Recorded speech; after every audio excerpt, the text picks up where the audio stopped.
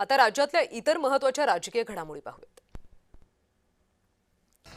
बेकायदेशीर एलईडी वापरणाऱ्या मासेमारी बोटींवरच्या कारवाईसाठी तपासणी मोहीम व्यापक करा असे निर्देश मंत्री नितेश राणे यांनी दिलेत। मासेमारी रोखण्यासाठी त्यांच्यावर कारवाई होणं गरजेचं आहे। बोटींवर अधिकाऱ्यांनी अचानक भेटी दिल्या पाहिजेत अशा सूचना मंत्री नितेश राणे यांनी दिल्या।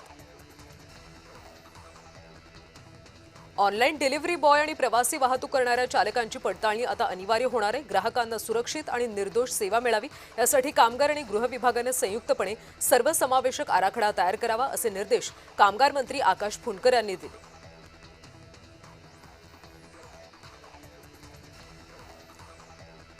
राहुरी विधानसभा मतदारसंघाच्या पोटनिवडणुकीसाठी उमेदवारी अर्ज भरण्याच्या शेवटच्या दिवशीपर्यंत 30 उमेदवारांनी 42 अर्ज दाखल केले। त्यापैकी मंगळवारी झालेल्या छाननीमध्ये 7 उमेदवारांचे अर्ज अवैध तसंच 23 अर्ज वैध असल्याची माहिती सहाय्यक निवडणूक अधिकाऱ्यांनी दिली।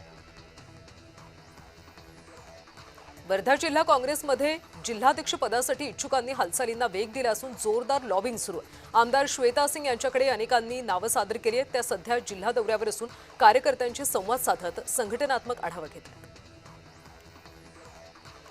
नागपूर शहर काँग्रेसमध्ये 12 वर्षांनंतर नेतृत्व बदलाचे संकेत मिळत आहेत। विद्यमान अध्यक्ष विकास ठाकरे पद सोडण्याच्या तयारीत आहेत। आपल्या गटातल्या नेत्यालाच अध्यक्षपद मिळावं यासाठी प्रयत्न सुरू आहेत। गिरीश पांडव, विशाल मुत्तेमवार, अतुल कोटेचा, प्रशांत धवण यांची नावं सध्या चर्चेत आहेत। गॅस टंचाईवरून घाबरण्याचं कारण नाही असं आवाहन राष्ट्रवादीचे नेते प्रफुल्ल पटेल यांनी जनतेला केले। परिस्थितीचा फायदा घेऊन जर कुणी गॅसचा काळा बाजार करत असेल तर प्रशासन कारवाई करेल असं आश्वासन त्यांनी दिलं। समरजित घाटगे यांनी भाजपमध्ये प्रवेश केला। रवींद्र चव्हाण, चंद्रकांत पाटील यांच्या उपस्थितीमध्ये पक्षप्रवेश पार पडला। विधान परिषदेच्या निवडणुकीच्या दरम्यान शरद पवार गटात त्यांनी प्रवेश केला होता। चिपी मुंबई विमानसेवा जलद गतीने सुरू करा असे निर्देश मंत्री नितेश राणेंनी दिलेत। सकाळी आणि संध्याकाळी 2 वेळा विमानसेवा देण्याबाबत विचार करा अशा सूचना देखील राणेंनी बैठकीत दिल्या।